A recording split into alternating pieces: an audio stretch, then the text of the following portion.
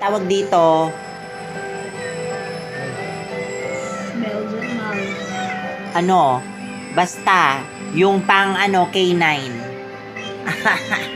O, di ba ang laki niya? Ang laki niya. Tingnan mo yung mukha ng aking blue. Pogi-pogi. Pogi-pogi. Oh. Wee! O, di ba, pag kinagat ka nito, nako, patay ka talaga.